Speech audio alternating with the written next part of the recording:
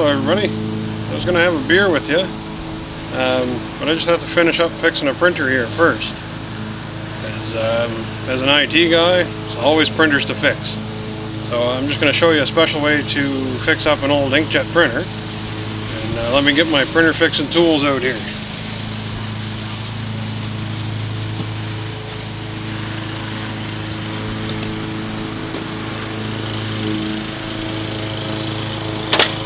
First, eye protection, ear protection,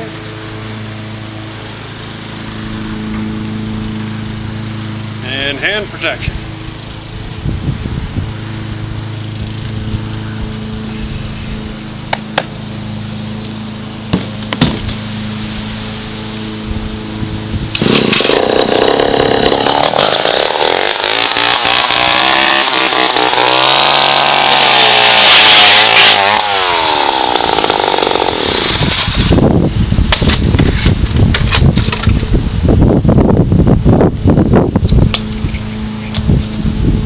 There.